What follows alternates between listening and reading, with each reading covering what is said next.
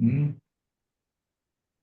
Gathering. Good Okay. afternoon, ladies and gentlemen. Welcome once again. Welcome to Sonal Knowledge series that we are running since couple of months.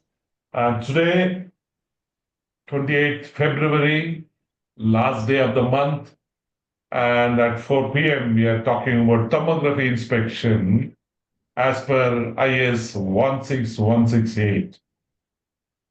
Very interesting topic. While we, chatting with Peter and Shyam, who's the managing director, we're trying to understand various application other than electrical. So, look like thermography has so many applications.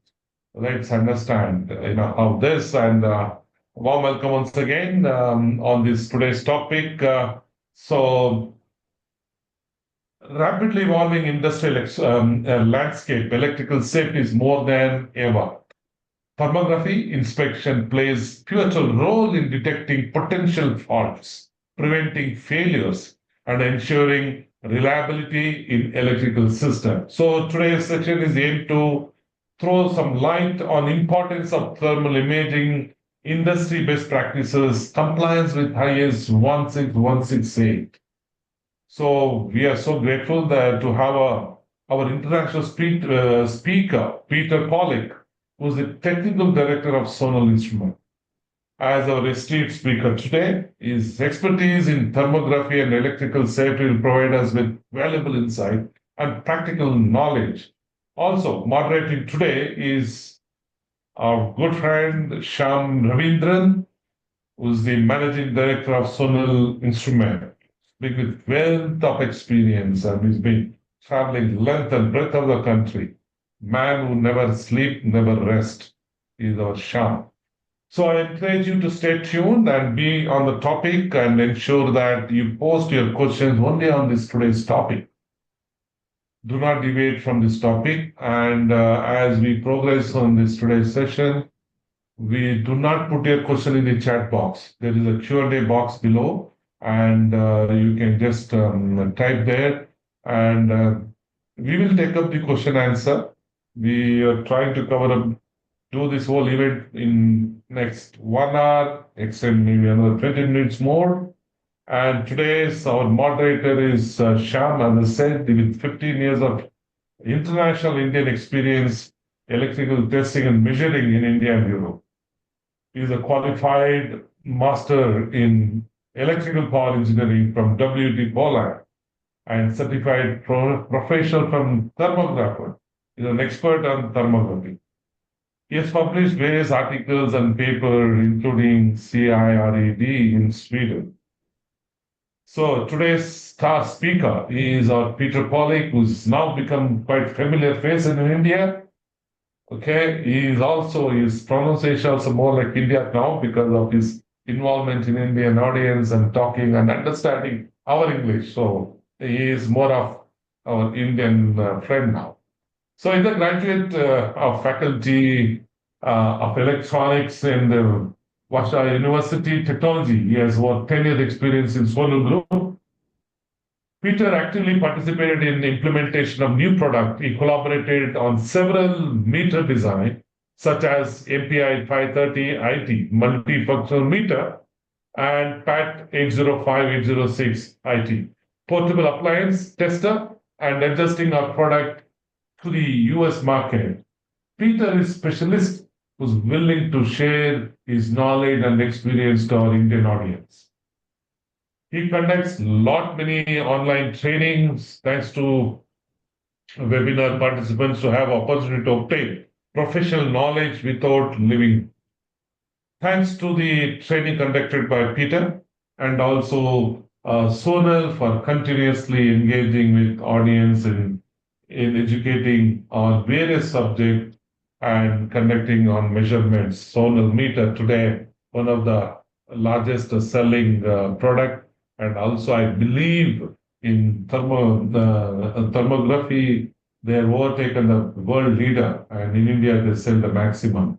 So I leave the opening remarks to Sham. I know you have a lot to talk to the audience today. Over to you. I'm going to unshare and over to you, Sham. Thank you so much, Mr. Dominic, for the kind introduction. Before I begin, a big shout out to your team from Blue and Gray. Without your team's effort, this webinar would have not been possible in attracting or sharing the messages continuously in all the social media platforms, inviting the customers personally. So, a big shout out to your team. They have done a tremendous effort in organizing not only this webinar, all the previous webinars. So, the previous webinars, as we were mentioning, the topics of electrical vehicle as well as the PV charging stations both attracted a good audience, and we are now doing a lot of, I will say, research activities now with the market. Yesterday we did some important presentations for thermal not thermal for the solar PV installation with some central government organizations after our webinar. So our topics are being monitored, our topics are being well addressed by the customers. After that, our team takes up the topic, and yeah, it's going on the right way. We are educating the audience what is written on the standard. That is very important. So thank you so much for this kind introduction and the stage. And Thank you, Sham. before I begin, a quick intro to our friend, Mr. Piotr Pavlik, who joins from Poland, a good friend. Now, as Mr. Dominic mentioned, he's a famous face in India now, at least from our industry. He has given a lot of presentations. He has traveled with me length and breadth across the country in India. Uh, in all modality of traveling, he has carried out. So he's more Indian than many of us. He has witnessed in almost all different type of power installations across India. So today's topic, whatever we are going to discuss, Piotr can also not only share from the paper, but he can also definitely share his experience, what he has seen in India, and he's also traveling across the globe for training and presentation. So he can definitely add some value in that. So welcome, Piotr, for the webinar. And topic for the day. This is about the thermal imaging inspection as per the Indian standard for electrical installation. So it's a very important topic. Before I begin into the thermal images, I do have an experience of at least 15 years. My first sale of a thermal imaging camera happened before 15 years to a thermal power plant in India. That was my first sale in my career on this product. That was so. I have seen the journey of thermal images hands-on for the past 15 years. How it travel, what are the new advantages that it is happening. Not only from electrical installations, I've seen various different kinds of applications on thermal images. But for today's session, we'll stick to the electrical installations. However, what are the other applications which we have seen? Just to give you a quick shout out, will be, for example, we have seen educational institutions in India. I will not want to name any names here, but a leading research institutions have called in for identifying what is the melting point of some specific metal which is used in space application where it has a change on the diaphragm of that particular material. I've seen this in the tire plants and identifying when exactly the cooling part, I mean the cooling point of their process is happening. I've seen this. We have also seen this in during COVID applications. This was used in every airports. So this has a wide range of applications. But we wanted to address the topic today from the basis of the Indian standard, which is very important for us to look into it because we are noticing that we are very familiar about the camera. We are very familiar to identify most of us. I mean, most of the people who are even attending in the webinar are using the cameras regularly. Uh, but I have seen some of the quick questions from the customers regularly. For example, why do we bring this standard and the topic of a technical discussions here is there are cameras for as low as the price and there are cameras for as high as the price. So what is the right tool for you to use? How do you define what is the right cameras for you to use? That is very important. These are some of the basics to start with, because even today we have noticed that customers sometimes do find it difficult to identify which model of which resolution of the cameras they are supposed to use. And another important part is, before we begin, usually we do not bring this statement, but for this session, we want to bring this statement. Thermal images cannot be the all-in-one tool for our electrical maintenance. That is exactly why we wanted to run this webinar. We have an Indian standard which recommends the guideline practice of this particular measurements. But will this measurement give you all in one box solution for our activity? Definitely no. We need to look out for all the other recommendations given from the Indian regulations, and we need to follow it. So does thermal images deserves to be in the place of electrical maintenance for safety? Definitely yes. Does thermal imager is the only testing tool for an electrical safety? Definitely not. So this is the quick statement which we wanted to make. Now, as I mentioned, I do have my certifications on thermography. I'm a level 2 certified thermographer. So for me, thermal images is not about just identifying the hotspots. I have been using this camera. I've seen the technology behind the camera. So the cameras which I use for one set of application for one set of customers, definitely I do not recommend it for all the other customers. So there are a lot of physics behind it.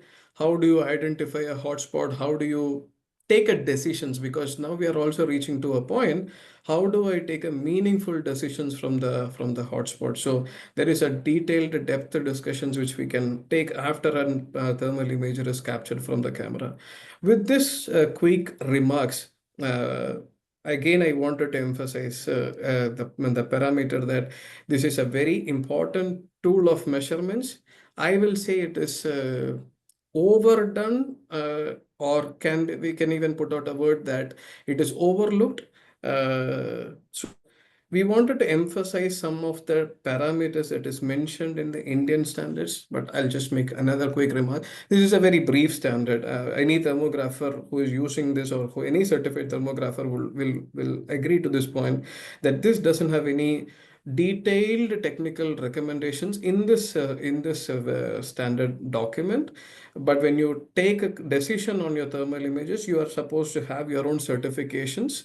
There are level 1, level 2, level 3 certifications in the practice across the globe for thermal images. We highly encourage you to take such certifications. It will definitely improve your knowledge on this when you take your decisions. So with this, I will want to thank once again the hosts, Mr. Dominic, and I want to welcome the speaker for the day, Mr. Piotr Pavlik. Piotr Pavlik, this is thank you once again for joining us, and please take the dice. Yeah, welcome, Piotr. Okay.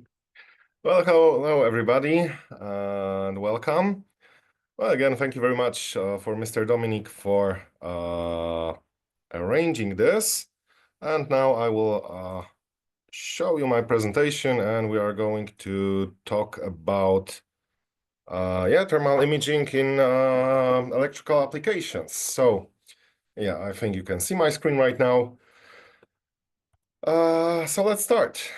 Well, first, like we're talking thermal imaging cameras, they have many applications. We can use them in electricity to check switchgear, transformers, different fuses and breakers, insulation, connectors, and so on.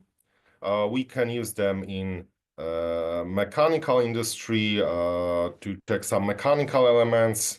Usually, if there's some fault, then those elements are overheating. We can perform energy audits of buildings, inspect heating, ventilation, and air conditioning. We can use the cameras to check quality of some products.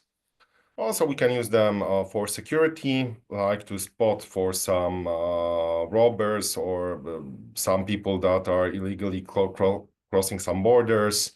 We can use them in medicine to detect hotspots. Usually when there is some inflammatory state on the body, then it creates a hotspot. So that's how we can use it. Also for fever detection, like Sham said earlier, during COVID, I think we all have seen cameras at different places. Also, we can use it for rescue, veterinary, firefighting, and much, much more. But yeah, today we are going to focus just for the electrical applications, and I'm going to tell you about the standard IS 16168. This standard gives the guidelines on the application of infrared thermography technique for a qualitative and quantitative inspection of electrical installations, and it outlines recommended procedures for the inspection and lists the responsibilities of the end user and the thermographer. So that's the scope of the standard. In case you are interested, let's remember that you can download the standard free of charge from the website of BIS, the Bureau of Indian Standards. Okay, so now first let's look at the definition of the infrared thermography, and this is the science of acquiring and analyzing thermal information from non-contact thermal imaging devices.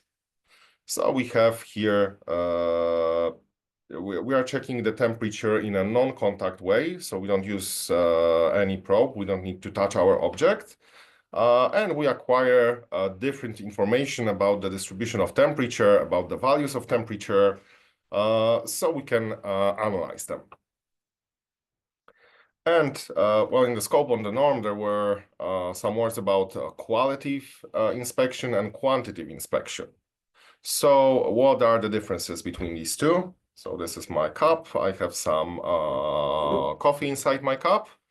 And qualitative inspection is when we are not actually interested in the values of the temperature, but more about the temperature distribution over the object. So here, for example, on my coffee cup, I can see what is the level of coffee inside, but I don't really care what is the temperature of the coffee. Now, on the other hand, quantitative inspection is where we care about actual values of the temperature.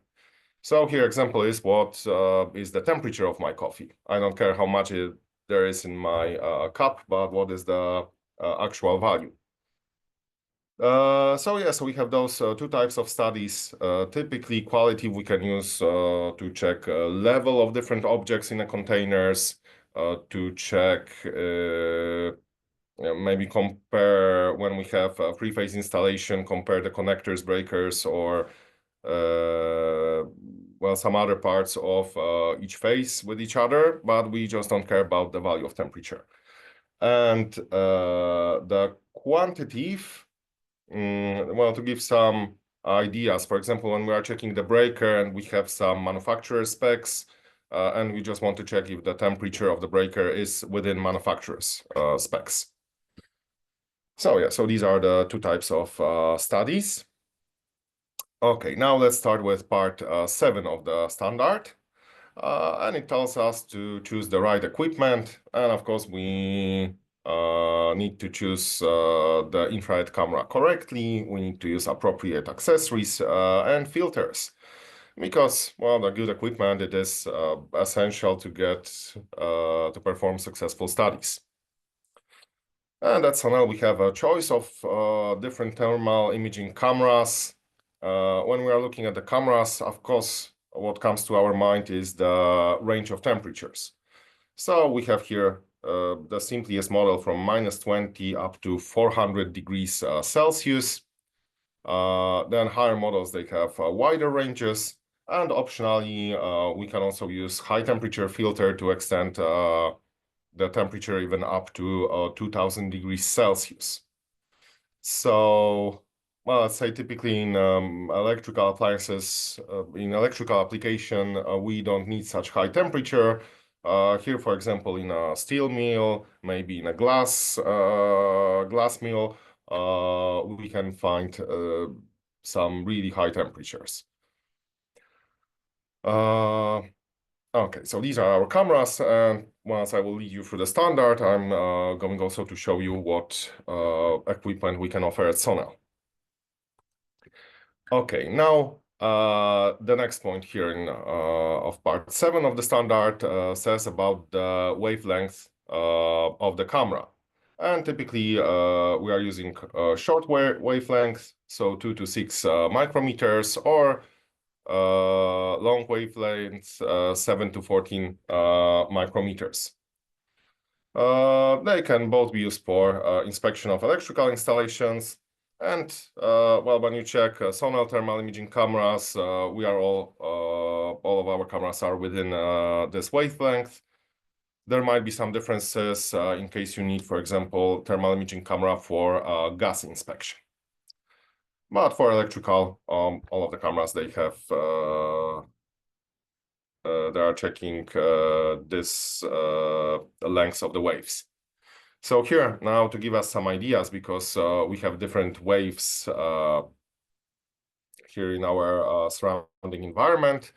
Let's say the shortest ones, that would be the gamma rays, and then the wavelength extends up to FM or AM radio waves.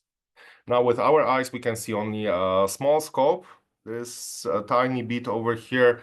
Well, in the middle, this is the visible light, and we see from about 400 nanometers to well, above 700 nanometers.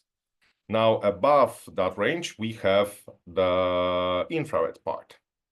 So that is over here, and this is from 0.8 micrometer up to 1000 micrometers. So these are the infrared waves. Okay, the next part are the lenses. And here the standard says that the typically infrared camera use 20 or 25 degrees lenses, which are fitted within the instrument. But sometimes we may want to use different lenses, like photo lenses or maybe wide angle lenses. So to give you the idea, well, here I have visual pictures, but well, just with our eyes we can get a better idea. So we have a 22, nearly 23 degrees lens here in the bottom left-hand corner. And all of these pictures that were taken from the same spot with different types of lenses. Now let's see, it all depends on the application. Here with this, well, 23 degrees lenses, well, we can see some areas, some people are playing football there. But in case we would like to focus and see the details, like a particular person or the ball, then we're gonna need to use a telelens. So that's in the bottom right-hand corner. Obviously, as we are looking further, the angle gets more narrow that we see, but thanks to this, we can see better the details which are in the distance. Now, on the other hand, let's say we want to look at some electrical panel which is very close to us. We are in some, let's say, hallway, and we cannot go further back. Well, then the good idea would be to use a wide angle lens, or so-called a fisheye, so then we can see more. And here we have example in top left-hand corner. So right now we see all the area, all the field, people are there, some trees around it and so on. But well, this gives you the idea that how much we can see with a wide angle lens, but we cannot spot the details, at least not in that picture. And then with telelenses, we have a more narrow field of view, but we can see better the details. And as it comes to sonar cameras, well, you can see that typically we have this 25 degrees field of view, just like in the standard. And in options, we have telelenses, we have wide angle lenses, and filter for high temperatures is also a sort of lens which we put on top of our regular lenses. Okay, the next thing is the calibration, and the infrared camera needs to be calibrated, and the calibration should be traceable to international Indian standard. Well, so the best way to do this is to calibrate your cameras at some laboratory which has the NABL accreditation. So this is the National Accreditation Board for Testing and Calibration Laboratories. Then it's easy. This is the accreditation authority for the laboratories in India, and if the laboratory is accredited, then you will get traceable calibration of your instrument. Now at Sonel, well, here in Poland, we also have accreditation, also the national body, but different nations, so the name is PCA. All of the laboratories are accredited to the same standards. So there's ISO 17025. And once you buy a new camera, you can also get a calibration certificate with accreditation from us, from Sonel. So you can see here there's a type of the camera, there's a serial number. Normally, I mean, this is just example certificate, so there are no numbers, but normally there is a serial number, so this makes it traceable. And we see the conditions in which the camera was calibrated, as well as we can see the results. Okay, the next point here of the standard, this is the safety-related documentation. So what do we need?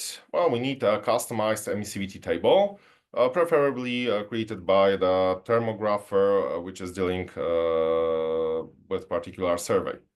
Also, black tape to determine unknown surface emissivity. Now I'm going to leave emissivity for later because in point 10 of the standard, all the phenomena are discussed. Now further on, we need the battery for our cameras, and we need some spare storage, well, somewhere to store our pictures. And of course, also we need all the necessary personal protective equipment required for the task. Now, there may be some differences depending if we are just checking like some electrical distribution board in apartment building, or if we are checking a transformer station, then we have certain particular requirements for protective equipment from electrical point of view, not the thermal imaging. And that's why we need this protective equipment appropriate for our work. Okay, now let's look at the procedure of taking a picture. So first, we need to check the parameters, such as load of our installation. So let's remember, we need to make thermal imaging studies typically on live energized installations. Now, why is that? If the installation is de-energized, there's no load, then there will be no overheating effect, no heating effect. So we would not be able to spot any abnormalities. Okay, so that's the load. Then the ambient temperature, which is the surrounding temperature or reflected temperature, relative humidity, wind speed, and once we know this, we can start inspecting our installation. Again, I will get to ambient temperature, humidity, and so on a little bit later in point 10 of the standard. Okay, then we need to ensure that we have all the necessary authorization. Like, for example, we are authorized to access some transformer station, some distribution substation. So we need to have the authorizations. Then we need to make sure that we have the right power supply to our thermal imaging camera. And here the standard gives some options from the mains or from the batteries. But at Sonel, our cameras, they are powered with the batteries. Here, the lower models, they have a built-in battery, but it lasts for a long time, up to 16 hours, so that's pretty good. And in higher models, we have replaceable lithium batteries. Now you may want to check the accessories, because for some models we have two pieces of batteries in standard. For some models we have just one. But anyway, when you have two pieces of batteries, then you can work on one battery. Once you run out, you have the second one. Okay, Then the next point, we need to make all the necessary interconnections and ensure it.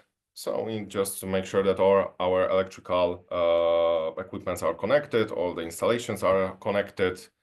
Then we need to insert the formatted flash card into the disk drive or into our camera. Now, as it comes to our cameras, they all have the memory on the SD card, and the higher models, they also have a built-in memory. And as it comes to the connection to later download the data to a computer or to some other type of hard drive, well, we can use the USB cable in all of the cameras. We can remove the SD card and place it in a computer. The higher models also have the HDMI adapter or HDMI connection. We have LAN, we have Wi-Fi, and some of the cameras also have the Bluetooth. So there are different ways of connecting the camera to download the pictures or to download the movies. Okay, next point of the standard, we need to switch on thermal imaging equipment and then perform a calibration test to ensure all the measurements are within manufacturer's specification, the manufacturers of the camera. Now here our cameras, they calibrate automatically. So once you turn on the camera, it calibrates itself. And then every short period of time, the camera is going to close. You're going to hear like a click for slightly longer than a second. I want to say between 1 and 2 seconds, and then opens up the lenses again. So this is the moment when the camera performs the self-calibration. So basically these points happen automatically when you are using Sonal cameras. Okay, then we need to ensure that the equipment that we want to examine is under adequate load. So again, if there is no load, there will be no current flows. Nothing is going to heat or overheat in our electrical installations. So that's why we want to make sure that our installation is live, is energized, and the loads are connected. So basically, this is just a normal way our installation would operate. Okay, the next point is that we need to focus the camera on the object that we are interested in. And this object should take at least 80% of the region of our picture. So let's look at this. Here you have example of unfocused blurry picture and nice sharp focused one. Well, what does it mean for us? Well, first of all, on a blurry picture, we cannot see what is actually there on the picture because it's blurry, right? So that's better to have the sharp image. And second of all, let's remember how the camera is working. It is measuring the infrared radiation that is reaching the camera's detector. And then the amount of this infrared radiation is calculated into the temperature, by using the algorithms inside the camera. So if the picture is blurry, then the camera doesn't really know how much radiation it's getting, and that's why also the readings of temperature will be untrue. So that's why we need a sharp picture. And how can we get the focus? Well, the lower end cameras of Sonal, they have the fixed focal. So then we just need to come closer or further from the object that we want to check. Then camera 256F has automatic focus. So F is for focus, while all the higher models, so 500 series and 600 series, they have both automatic and manual focus. Okay, further on about pointing the camera. So we need to point it at a certain angle towards our object. If we do it at the straight angle, 90 degrees, this point, then we will just see our own reflection. We will see the reflection of the thermal imaging technician. Yeah. So we don't want to do that. On the other hand, when the angle is too wide, we will not check the temperature of the object, but see mostly the reflections coming from other side.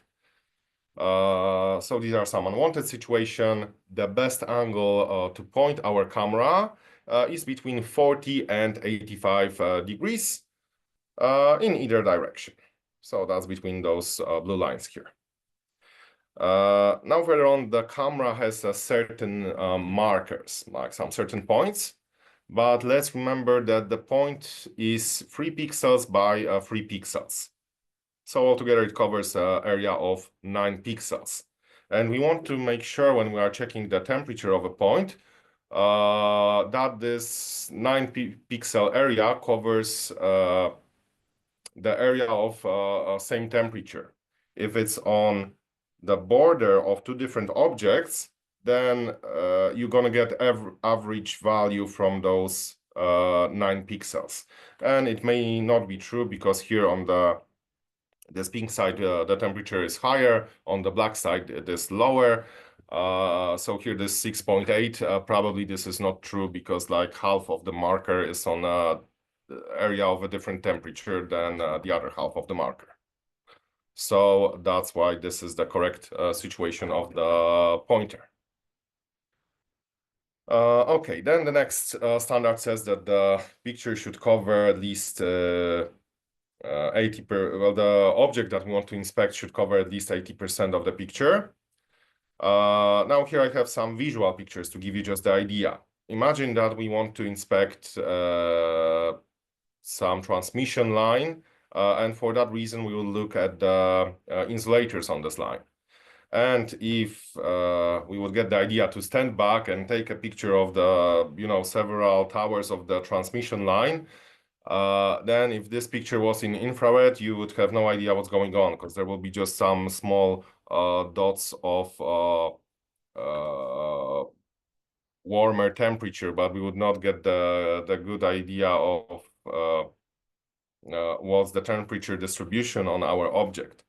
So that's why, for this reason, we need to take picture or maybe even a few pictures of each insulator individually and check the distribution of temperature on that insulator. Well, still, again, you can see on this picture, you can, even with the visual picture here, you can hardly see the insulators as the power line gets further and further. So that's why we need to take each insulator individually.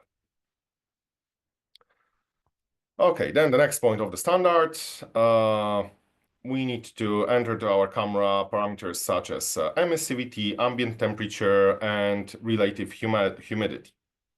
So we can do this before we take the picture. We can adjust this also during our study, or in case we make an error, our cameras allow it to change emissivity, ambient temperature, or humidity after the picture is taken. So later, either on the camera or in the software.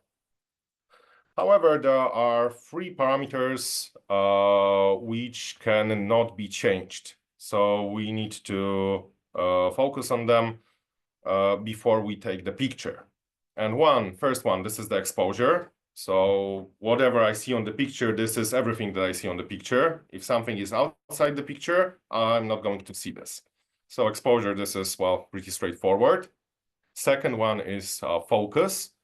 So if we take a blurry picture, it will be blurry. We cannot change it later in the software. And the temperature range of the camera.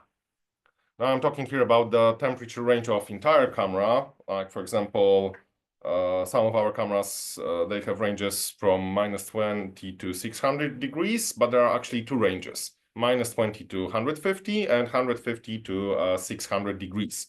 So we need to select this range appropriately. And later, once we are taking the picture, the camera automatically narrows down the range of the picture, but not the range of the camera. So let's remember, exposure, focus, and temperature range of the camera. We need to make sure that those parameters are selected correctly before taking a picture. Okay, next point is to take the picture and save it to, well, here flash drive, hard drive, but in fact on the camera we have the SD card or internal memory. And there are some features that can help us take the good picture and determine everything correctly. So first of the feature, these are the palettes. So we can see here different colors. Usually it all depends on the approach of the user of the camera, which palette they are going to select, and maybe on some conditions. Well, there are some ideas where a particular type of palette is useful. Like, for example, here we have a gradient palette. And this is very useful when we want to detect a level of something. So, for example, I don't know, let's say level of oil in a container, then it's better to use the gradient type of palette. Or sometimes when we are just interested in some hotter or colder spots, we can use also the gray palettes. Here, for example, in the top right-hand corner, you can see that the hotter parts are in red, while the rest of the picture is in gray. Okay, and as it comes to number of palettes in our cameras, depending here on the model, Sinclair models, they have just 6 palettes. Well, the highest model has 12 palettes, but the most recent development, we put here 16 different color palettes. Then the next thing which is important about the camera and the size of the picture. So this is the infrared resolution. And here you have some examples from 90 by 120 pixels up to the big one, 640 by 480 pixels. But let's remember that the number of pixels does not only work for the size of our image, but also we have temperature values for each and every pixel. So for example, let's take something here in the middle, 256 pixels by 192. That gives us actually nearly 50,000 points with temperature reading. Yeah, so that's a lot of points. And this is also the special feature of thermal imaging cameras, that when we are talking about resolution and detector size, this is the detector that detects the infrared radiation and calculates everything into temperature. Okay, here's another example of different resolution where I extended all the other pictures to be the size of this 640 by 480. So you can see that the smaller pictures, they are just getting blurry once we stretch them.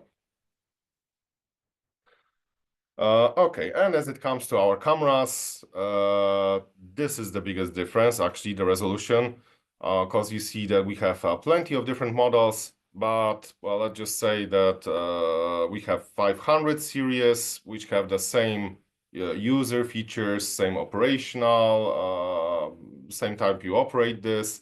In 600 models, also you operate them in the same way, they have the same features. But the difference between each model, this is the thermal resolution and the size of the detector. Okay, next thing which helps us to take the picture, this is the image mode. Well, obviously, infrared cameras, they detect infrared waves, and therefore we have the infrared image. But also, cameras can have a visual image. And later, when we have visual and infrared, we can mix them both to make it easier for us to detect some spots. Well, I'll just say the things that we can see on thermal image, infrared image, is not necessarily corresponding with what we see with our eyes in the visual wavelengths. So sometimes we can get confused. And to avoid this, the cameras have both infrared, visual image, and then the mixture of two. This is the MIF function in Sonel cameras. So over the infrared image, we can see contours of the real objects. And the PIP, this is picture in picture. When on top of a visual image, we have overlaid the infrared image. Okay, and as it comes to our cameras, all of the cameras have both infrared, visual, and the picture-in-picture mode. Only the simplest model does not have the MIF mode with the contours. All the rest models, they also have this feature. And further on, when we are talking about saving a picture, earlier I was talking about the lenses, but in case we don't have the appropriate lens, we can use a panorama feature of our cameras.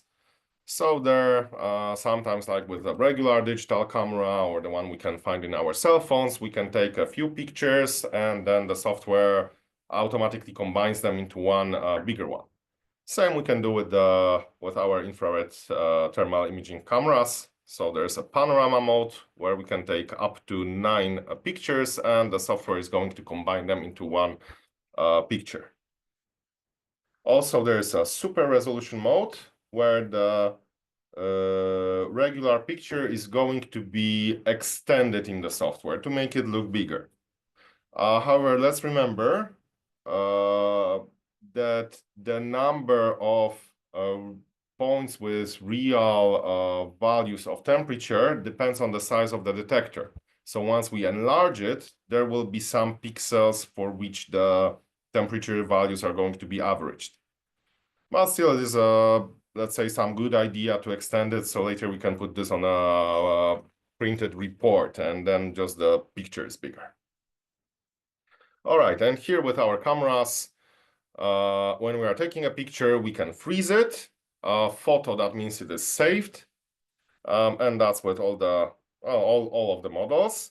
And then with the higher models, so series 500 and 600 cameras, they also have a panorama option, and they have a super resolution option, which is basically twice the value of the regular resolution. So when we use the super resolution function, we extend the size of the picture twice.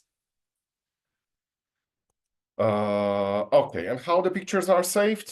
For all of the cameras, pictures are saved as extended JPEG.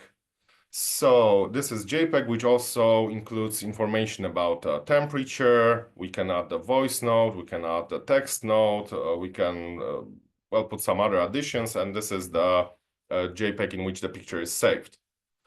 Now, when we take a picture with the camera, it actually takes 2 pictures simultaneously. One, the infrared one, and one is the visual one. So then once we want to open them in the designated software, we need to make sure that we have both files in the same place. This way, we can combine the visual and the infrared, and also with the designated software, we can get information about temperature. Now we can also open a JPEG with actually any software for doing anything with the photos. However, you are not going to get data about the temperature. Only the designated software, so Sonal Thermal Analyze, will give you the data about the temperature. Also, higher models of the camera, so series 500 and 600, can record videos. And those videos are saved as MP4 or IRGD files. Okay, so that was, well, that's not part of the standard, just say take a picture, and then I gave you a little bit elaborated information here on what we can do, how we can save it, what are different modes. But now let's come back to the standard. So now we need to analyze thermal imaging using appropriate software. And here with Sonal cameras, especially the higher models, we have some analysis tools on the camera. So all of the cameras, they have some basic analysis tools where we can find the hotspot, where we can see the minimum, maximum, or average value. We can just narrow down to get some part, just some area from the picture, and to check what are the temperature values there. Now, for extended analysis, so like we can put the isotherms and cut off all the values below or all the values above the isotherm, or just see what's in between. We can analyze areas of different shapes. We can put many points, analyze lines, and so on. So pretty extensive analysis tool, which is in the camera, and that's in the higher models, so series 500 and 600. Also, for these cameras, we can create a report on the camera itself. So we can generate a PDF on the camera, and there's no need later to connect to the computer and do some additional work. Well, let's just say, as long as it's a regular, simple infrared study. Once we want to do some advanced analysis, it's still just more convenient to use a computer. Okay, so that's what we get on cameras. Additionally, we have also PC software, which is called Sonel Thermoanalyze. Right now is version 3. Or we have application for smartphones, which is called Sonel KT Mobile. Okay, then the next point of the standard says to record the results, analyze, and report as per format approved. And later, further on, I'm going to show you that format. You can also find this in the standard. And of course, we need to document all the exceptions during our examination. Now, in case we see some anomalies, some unusual patterns, the standard recommends to re-examine these abnormal patterns just to make sure that we are really dealing with some anomaly rather than, let's say, some error made by the thermal imaging technician, or caused by some unusual reflection or some other, just say, environmental problems. So if we find anomaly, we want to re-examine that. Okay, now what is not in the standard, but when we are talking about the equipment, what additional function we can find in the cameras? Well, there's the GPS, there's a compass, so we can make sure if we are pointing our camera to north, south, east, or west.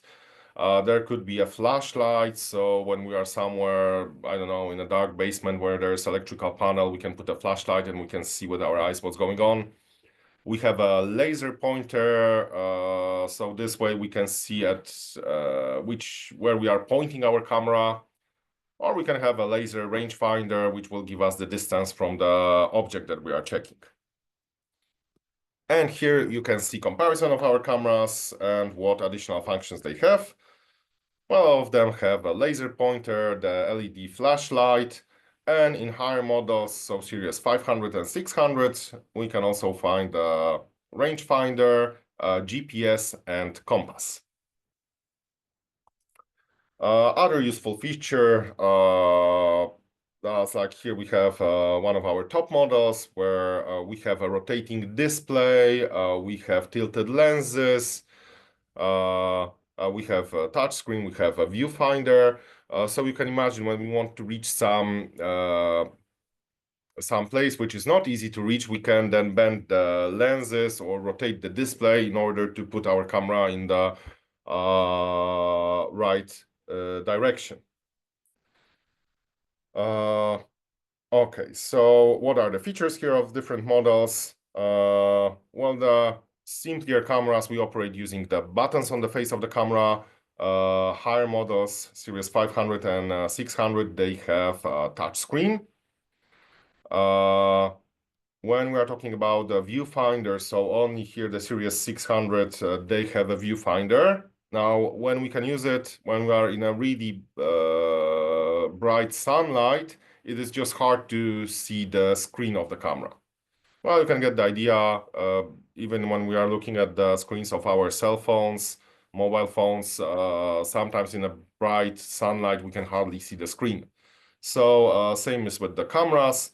Then we will just look through the viewfinder, and this way we will avoid all the distractions coming from the sunlight. And the rotating display, this is in the model 600 as well. Okay, so now let's get to point 10 of the IS 16168, and let's discuss the factors influencing the temperature measurement. So first of all, the emissivity, which is a very important parameter that allows us to measure the absolute temperature of the component that we are checking. And the emissivity is particular for particular types of surfaces that we want to measure. So that's why we have some reference tables. Now, when we want to talk about the emissivity, we need to remember that our objects has the possibility to emit the heat. This is the emissivity. They can reflect, so that will be the ambient temperature or the reflected temperature. And some can't conduct the heat radiation. So that's the permeability. Now, oh, too far. Okay, so now conducting heat, it happens really rarely, so we can just skip this part. And let's see what's going on with all the other factors that are influencing our picture. So here we have the camera and the total radiation which is reaching the camera detector. That is the emitted radiation from our object, the gray thing, and the reflected radiation. So the ambient temperature. Now, where this reflected radiation comes from? Well, from other different objects that we can have. For example, in the room, we have some light bulbs. Well, we can have like some heaters or air conditioning, which can heat or cool our objects. So, well, yeah, sometimes even the heat of a human body can distort the reading of the temperature of the object that we are reading.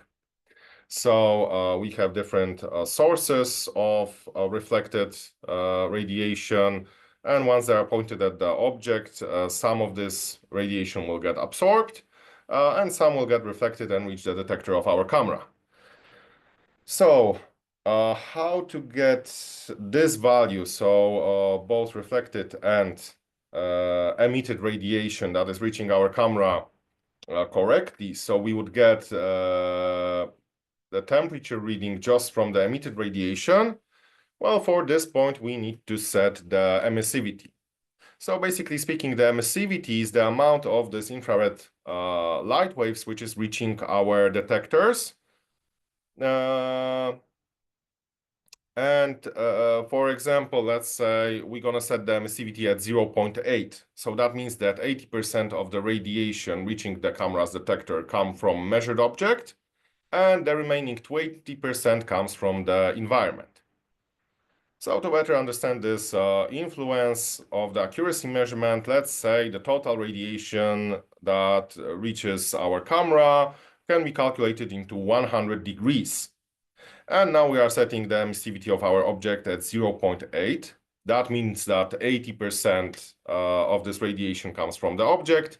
The other 20 degrees will be, 20% will be just deducted by the camera. And therefore, it is going to show the temperature of our object at 80 degrees.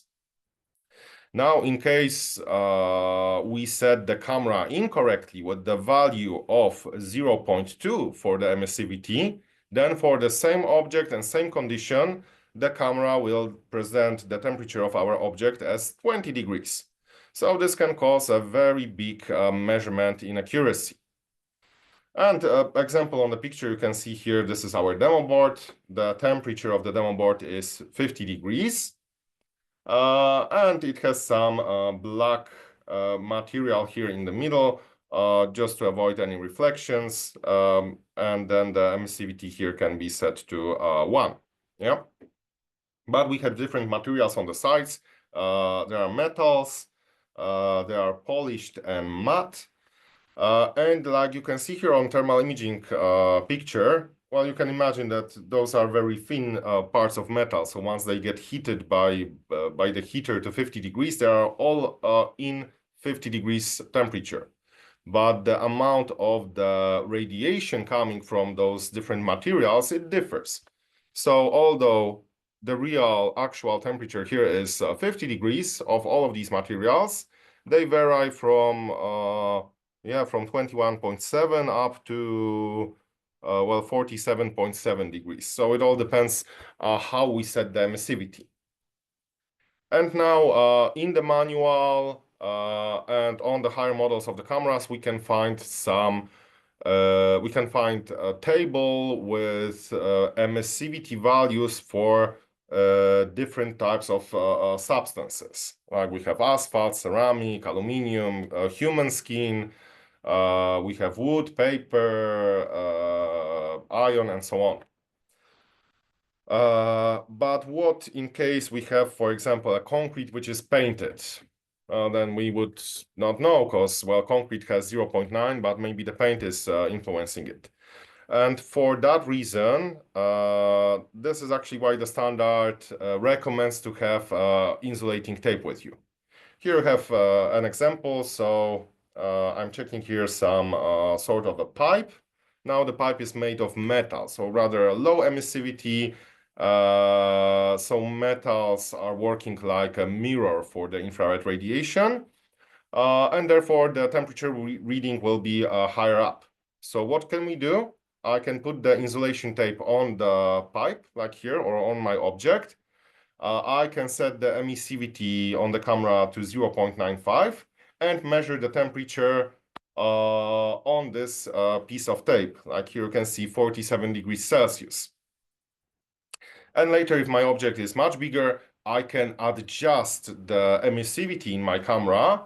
So for the other material, it will be showing this 47 degrees, the actual value. And then I can check the remaining parts of my object. So this is one of the ways how to check emissivity when we are unsure about it and when we cannot find this in the table. And basically speaking, this is, in my opinion, the most influential parameter as it comes to thermal imaging. Because if we set it incorrectly, it will create a big differences in the readings.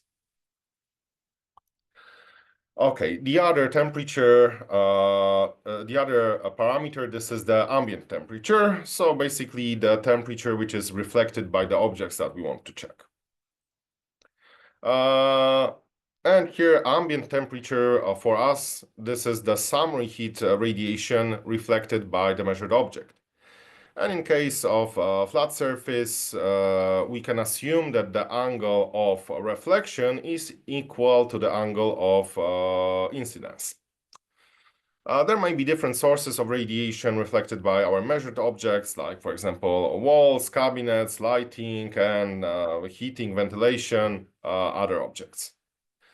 So on this example, we don't need to know the temperature of this light bulb, like we can see over here, but we want to know how much radiation reaches our measured object from the direction of the light bulb. And how we can do that? Well, here the emissivity of the object will determine how much radiation is absorbed and how much is reflected. Yeah. But therefore, all radiation coming from the direction of the light bulb over here, it should be measured. So before such measurement, we need to set on our camera all the correction parameters to 0. So distance to 0, emissivity to 1. And we need to check the whole radiation coming from the direction of this light bulb here towards our measured object. And there are 3 different ways to do this. Well, the first one, this is the immediate measurement, like on the picture on the left. Then in the middle, we can see a measurement with the use of a mirror. And here we are talking about infrared mirror, which could be a material of a very low emissivity, like, for example, aluminum foil. So yeah, this is just working like a mirror. It is only reflected radiation from the light bulb, and this is the way we can measure it. And in case we have some spreaded sources of the radiation which is reflected, then we can use a shutter. So that would be some object with high emissivity. before we perform our measurement. Now, the value of temperature that we measure with this way, it is presented as the ambient temperature or the reflected temperature. And once we enter its value in the camera, later we can normally perform the regular measurement in a correct way. And here you can see some example of reflection. So that was in a steel mill. Here is the furnace where they melt the steel. So you can imagine the temperature is really high. It was, I think, above 1,600 degrees Celsius. And here you can see that in front of this furnace, the temperature of the floor is 140 degrees Celsius. Well, so here, well, we can easily say everybody can imagine that this is just the reflection. This is not some sort of abnormality. And how we can also spot the reflections? They have sharp edges, yeah, like you can see over here. Because usually sharp edge is either when some object is finishing and another one is starting. But when we have one surface, one type of object, it is usually the same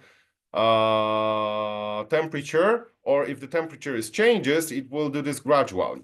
And the reflections, we can see that they have sharp edges.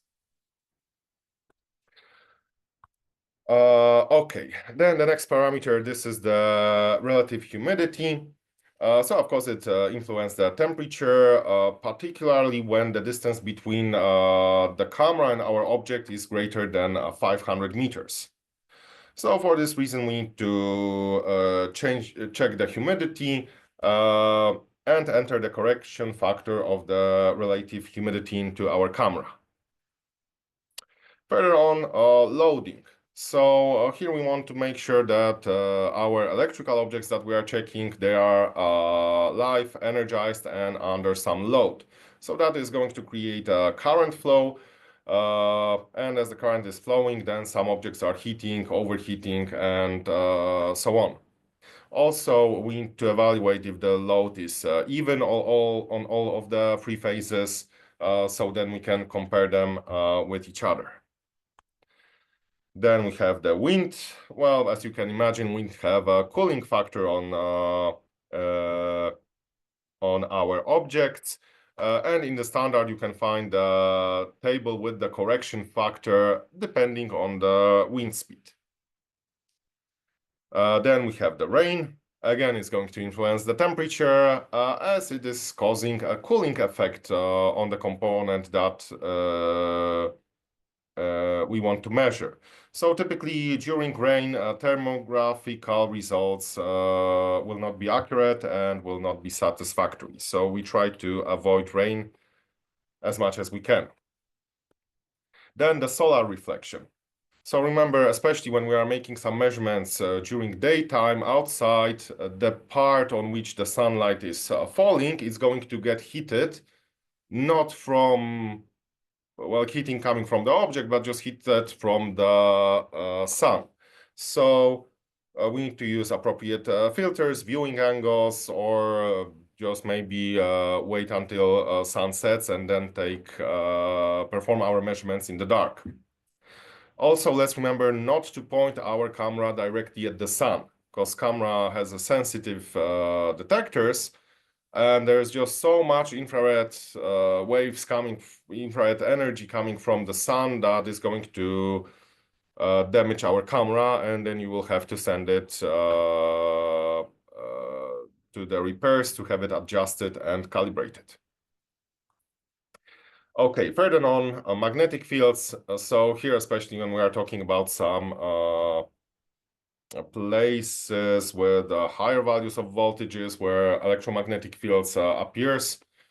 Well, they also are sort of the waves which can distort our infrared waves that we want to detect. Okay, then let's go to point 11. Okay, I'm trying to speed up a little bit so we can finish in time. So how we can interpret the thermal images. And here the standard says that for the interpretation, the thermographer shall know the following information. So first of all, we need to have the knowledge about the component that we are inspecting. And we need to have the knowledge of the load and the current flow in the path of this inspected component. So basically, here when we are making thermographical studies in electricity, in electrical applications, then it's good that the thermographer is also an electrician who understands what we are checking, what the hotspots mean, because we can have, let's say, a good thermal imaging technician who can find a hotspot, but doesn't really know how it influences the electrical system. So that's why we want to have some electrical knowledge in this situation. Also, we need to well, look at the environmental condition of the inspection, so we know how to correctly set our camera. And finally, we should have the knowledge of the component surface and its conditions. So this way we can enter the right value of emissivity into our camera and get the right value of the reading. Okay, so we have found now some anomalies, how we can classify the faults. So first we need to, well, when we find some faulty connection, we need to take some corrective measures. And there are some criteria that we need to evaluate. So first, there is the load. If it is present during the measurement, if it's even or fluctuating, what would be the expected loading situation in the future? And also we need to check, is the overheating measured directly on the component that we want to check, or is it conducted through some parts, like for example, we see a cover of a component, but something inside is causing the heat. Okay, and now how severe are the problems, the anomalies that we find? Well, there's a table in the standard which says that if the difference from what we are expecting, what happens in normal conditions, is below 10 degrees, then we just monitor it. There's nothing special, nothing unusual. If the difference between expected temperature and the value that we received is between 10 and 25 degrees, we should investigate this problem during next schedule maintenance activity. If it's between 25 and 50, we need to repair the problem at the earliest possible opportunity. And if the difference in temperature is above 50 degrees, then it must be repaired immediately, as it is an emergency situation. So yeah, so of course, these are some recommendations. Now, what is the expected value of temperature? Well, let's look, for example, in normal conditions, what happens. We can compare three phases between each other if they have even load. We can check manufacturer specs of different breakers and connectors, just to make sure that the temperatures that we measure are within the right range. Okay, now how frequently we should inspect the objects? Well, there are several factors that we need to take into account. The age and condition of the system, the loading, the degree of redundancy of the plant and equipment, the seasonal or production loading, and of course the cost of the electrical failures to the businesses. So we see, for example, if the system is older, if it has high loads, then it is more endangered to overheating and to breaking. Okay, then the next, when we perform some infrared studies, then we can identify different anomalies. And then we need to identify the problem and determine what is the how severe is the problem, so we can make the right decision if we should repair it immediately, or if it just we can just monitor it if it's not such an important failure. So we just need to evaluate how severe is the problem that we have detected. Okay, and finally the report. So we can see in the standard this table, which is example of the report. Of course, we need to identify our building, enter images numbers. We need infrared image and the visual image, so the photo. Details about the location, details about the environmental conditions, and analysis. So this is in case we find any anomalies. We can put the points, we can put the values of temperatures, and we can enter some further comments to describe what we have found. And of course, we can determine what is the cause of the fault, and we can make some recommendations. Well, and finally, the authorized personnel should sign it. Okay, so we are getting closer to the end. That is it as it comes to the standard. I just want to highlight a couple of advantages of using Sonel thermal imaging cameras. Well, the firmware on which the cameras are based is Android. So you can imagine that it is pretty easy to operate them. Like we know how to operate our mobile phones, similar way we can operate the cameras. So the user interface is just simple. Now we have a possibility to create a report on the camera, which just speeds up our work because we can do this directly on the spot. We can perform a picture analysis in the camera. So again, when we have some complicated situation, it's just more convenient to use a PC. But if we have some typical situations, we can quickly make some analysis, determine the cause of a problem on our camera. Now to any picture, we can add some additional information like text note, voice note, or a sketch. We have here, well, different lenses. Here depends on the cameras. So we can have tilted lenses and rotary display. Resolution here depends on each individual module, but, well, I think easily we can find the models that can just fulfill our expectations. We have a GPS, digital compass, and a lot of different interfaces later to connect the cameras to a computer or to some kind of a screen. Okay, in some applications, here, these are some images taken at the switchyard with a good clarity. And we need to consider, of course, the infrared resolution and to get the right camera. So here you can see, yeah, some places at the switchyard.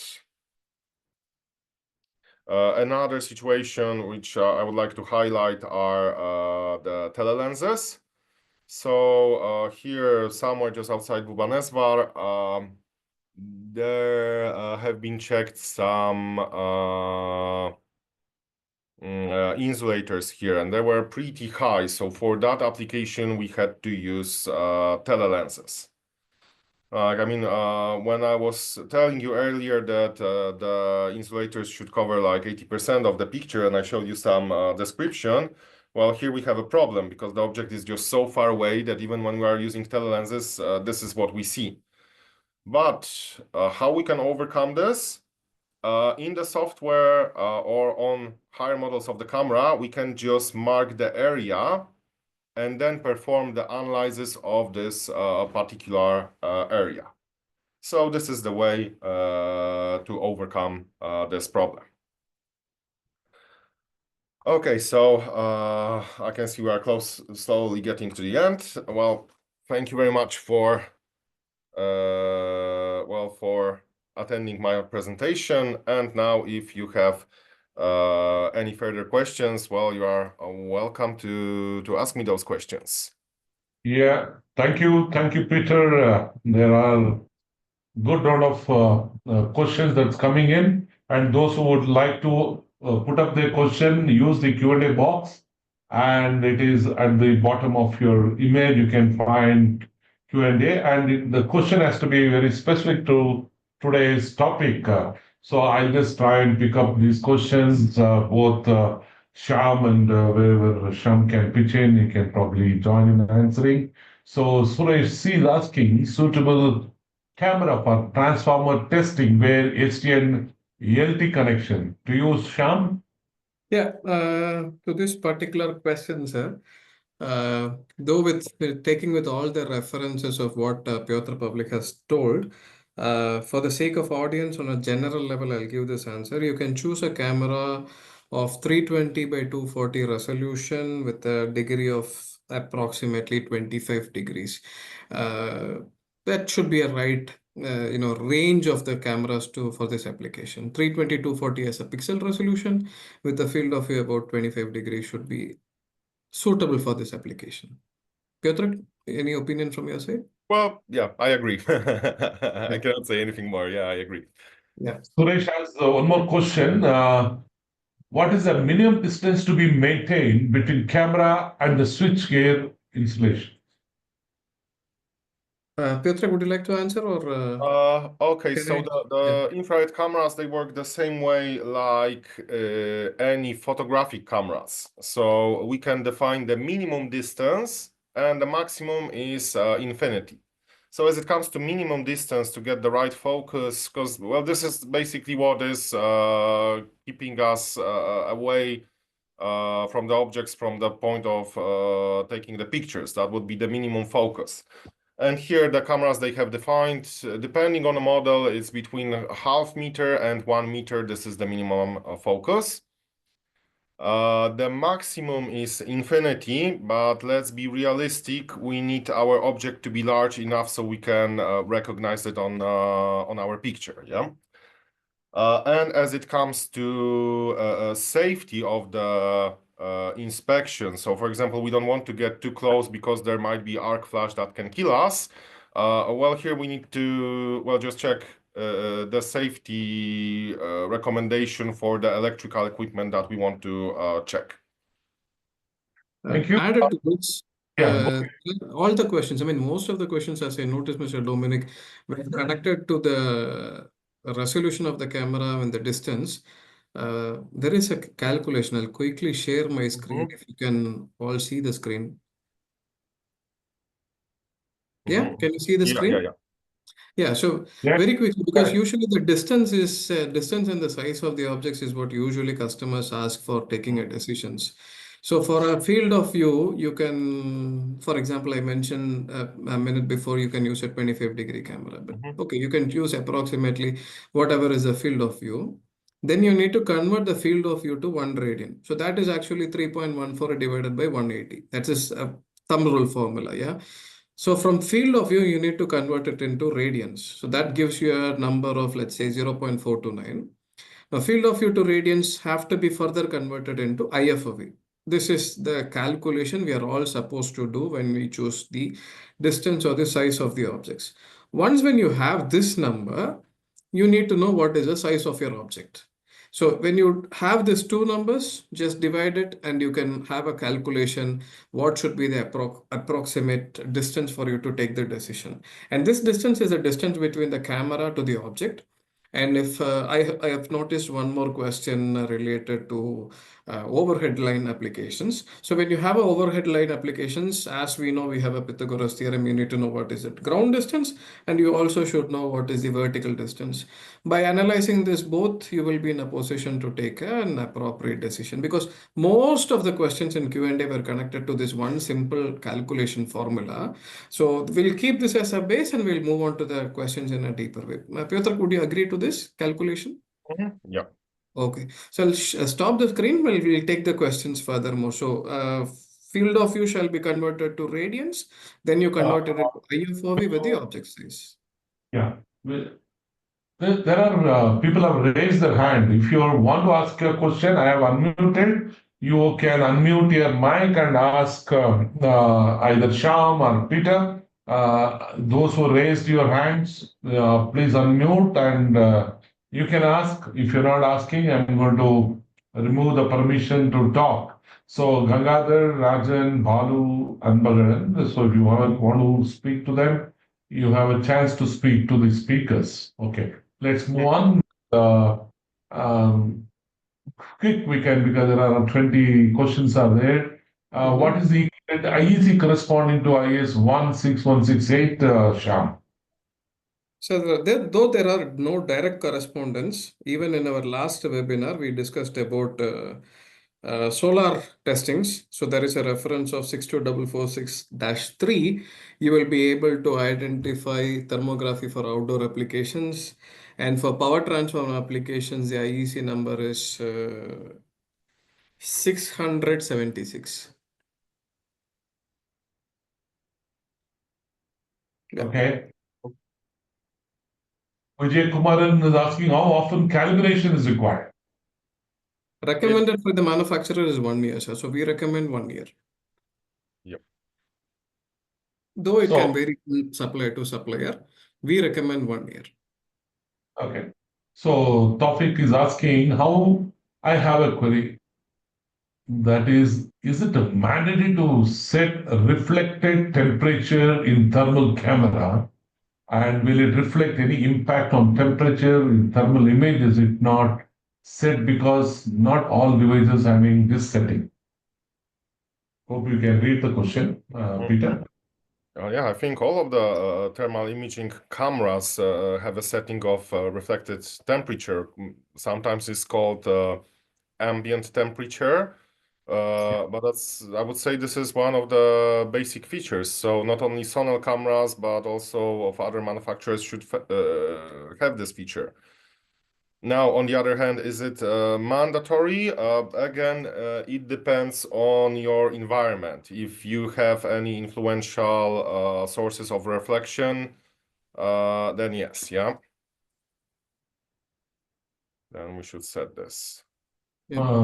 And that is over. The repeat question on this. Shivam, what is the minimum and maximum range for thermography camera? Minimum and maximum. So that also is answered. I will skip that. Well, this depends pretty much on the model of the camera. I know you can check the specs of our website, so sonel.in. But I would say the highest model, it goes from minus 40 degrees Celsius up to 800 degrees Celsius, and with optional high temperature filter, even up to 2000 degrees Celsius. So that's, let's say, the highest model with the biggest range. Okay, Sham, you are there. We're Yeah, not able I'm here, but unfortunately my video is not starting. But I'm here, Okay. sir. Can you hear me? Yeah. Yes. I can hear you.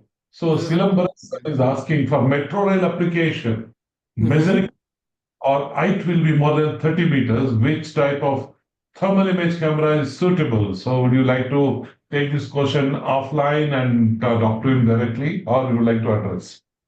I can take this offline, but the answer related to the distance, what I've showed a couple of minutes before in a calculation remains the same. But now when we talk about overhead line, again, the same distance shall be converted into the horizontal distance and the vertical distance. So you get whatever is the angle. Related to the type of the camera, with what Piotr has shown, we would wanted to extend this offer to the camera which has a possibility of a tiltable lens from the construction. So from the analysis part, it will remain the same. I will also, I believe Mr. Silambarasan has my email address. I will also drop in my email address. We can take out the questions later very deeply as well. No problem. People look at chat box. Sham's mail ID is given, so people wants I to will connect. drop it. Yeah. So feel free. Okay, Raju, what is considered normal for LT cable temperature if ambient temperature is 42 degrees Celsius? It depends on the type of the cable, by the way, sir. I mean, what is the type of the cable you're going to use? However, by looking into the typical temperatures on the types of cable, again, it can vary from manufacturer. For example, for XLP cable, the normal operating temperature, what is written in usually in the cables are 90 degrees. The maximum allowed temperature during thermography is 130 to 150. So it depends on the type of the cables, depends on the normal operating and the maximum allowable operating temperatures. But for a nutshell answer, it will be, I will say, about 130 to 150. You should be really worried about. But for example, a polyethylene cable, you should be even looking closely at 100 to 110 degrees as well. Prefuse is asking, considering report generation, is there any specific guidelines which is one should consider and one should not consider? Well, Piotr, yes, will there is Mhm. the example of the report in the standard IS 16168. I have shown this on the picture, but maybe I just embedded this in my PowerPoint. In case you want to see it in details, go to the website of BIS, so Bureau of Indian Standard, and then you can download the standard free of charge. So then you will see what is the table, what are the requirements there. Okay. So temperature is something that is quite constantly asking, how can we measure temperature when it is thermal box is covered by a motor? So this Look, is all the cameras at what Piotr was mentioning, every camera today senses what is a ambient temperature, and we are able to capture the temperature on the surface of the object what we are measuring as well, and we are able to adjust these two temperatures while we do the thermography. So when we show a live demonstration to the customers who are in request of this, it will be much more clearer than a webinar. It's very simple in that way. It's a very simple setting in the camera. so Manikandan, you've been asking in the chat box and also question about solar PV. I would request Shyam to talk to you in person since you're asking about power plant. So the standards on IS and IEC. I will just mention the name alone, the number alone of the standard, sir. I'll take the question from the customer later on. The number of the standard, though we have conducted a webinar as well a couple of weeks before, the standard number is 62446 dash, and it goes on. You can take a 62446 as a reference. Dash 3 2022 will talk about outdoor thermography, but if you take a reference of from 62446, you will have almost all the inspection related to thermal power plants. The video is also available in Mr. Dominic's channel in YouTube. I was able to notice that the recorded webinar is still available in YouTube. Yeah, but Thank you. still the IEC 62446, it does not determine particular values of the temperature. Yeah. It just say compare one component with the other similar ones or look at the manufacturer specs. So there's no like clear ranges of temperatures. It all depends on the conditions, on other components, on manufacturer specs of particular components. So yeah, that's what we can find in the standard. Great. And another question, Piyush is asking, no, Manjunath Rao is asking, is it mandatory to conduct thermal imaging as per statutory requirement? If it is if it is yes, can you tell us? To my knowledge, there is no statutory requirement to conduct a thermal imaging. In India, we practice these two methodologies as predictive maintenance and preventive maintenance. There is no statutory requirements that a customer has demanded to do a thermal imaging. From the statutory requirement point of view, the standards what I have mentioned to you before, 60364, 62446-1, these are the statutory requirements. If you take Indian standard, 732 NEC 2023 3043 18732 will be the standards which will be falling as a statutory requirement. Again, the statutory requirement can further be looked into from the regional perspective. For example, I'm sitting in Chennai. The safety inspector, though there is a national guideline, there will be a clear instruction from each and every safety electrical inspector that, okay, I'm going to specify on this because my regional condition demands this. So, I just want to say one more thing here about the inspection, as we have different electrical inspection defined in, for example, National Electrical Code. But many of them require to maybe turn off our system for some time. Thermal imaging gives you this advantage that you don't need to turn off your system. So once it is operating, once the factory are running, while the customers receive energy from the power utility, you can still do a check with thermal imaging. And later, if you find any anomaly, then during the maintenance, or if it looks like an emergency, then earlier, we can perform more detailed electrical inspections with dedicated meters, for example, for insulation, with micrometers, well, whatever we need. good. The last question to you, Peter. Is standard deviation mandatory as per my thermal reports for electrical application? The IS standard, it says, Piyush is clarifying, IS standard deviation mandatory as part of the reports for electrical application. Well, yeah, as Sham said before, well, it is not like the mandatory thing, but it can be really helpful. Plus, again, we don't need to turn off our system and stop production, just make angry several of power users and so on. And anyway, when we stop the production either of the energy, or if we stop production in a factory, then when we are not producing, we are not making money. So here with infrared imaging, we can just, work as normal and still perform the study to check if everything is fine. So, well, I think Gangadhar Panda, who wants to, you're unmuted. Gangadhar, you can speak to Peter and Sham. Gangadhar, can you hear me?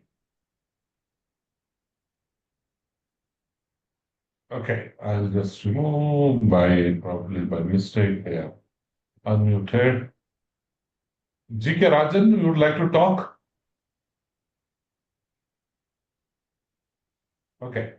So, I think we already exceeded 12 minutes of the time from the audience. Yeah. If you can put up your contact details on the last screen, Sham, if you can. So just before he puts up the screen about Sham's contact details, I wanted to tell you tomorrow we have a very interesting webinar coming up. I know I'm taking with permission of Sham. This is something very educational webinar we're talking about. How do we control smoke?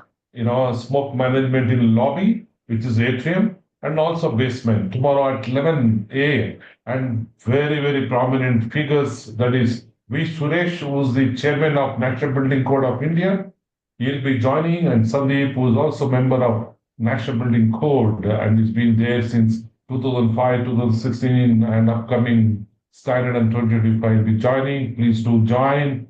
And this is a very interesting subject that we are talking for. First time we are talking about smoke management in basement and atrium. So, Sham, would you like to share your screen? You would like to put up your card or something on the screen so that people can write down your mobile number or any number that you would Yeah, like. I put my contact details in the chat box already. I will Okay. share my number again. The mail IDs are continuously shared from your team, and I'm also sharing my contact details. Sorry, it's only 9 numbers. Huh? 1 second. So, nevertheless, we will be writing to all of you, and those who could not join will share the video. And I wish all the very best for Sonal International. Peter Pollock was, I don't know what's the time in Poland now. What's the time? It's about 1 p.m. So still plenty of day ahead of me. Yes, I think they have lunch at 12, so we are holding him having lunch. So it's a wonderful session today, and always it's pleasure to see Peter talking to us. and educating, creating awareness. And we are so proud to be associated with Sonal in bringing various subjects. And soon, we will announce the next subject, which again brings now knowledge. I want to thank the managing director, the young, dashing managing director of Sonal India, Sham, for sparing your valuable time and taking up questions and moderating the whole session. I want to thank Sham for joining. Wish you all the very best. To all those people who have listened to us today, have a wonderful week and stay safe. Look forward to see you again. Thank you so much. God bless you all. Bye. Thank you very much. Thank you.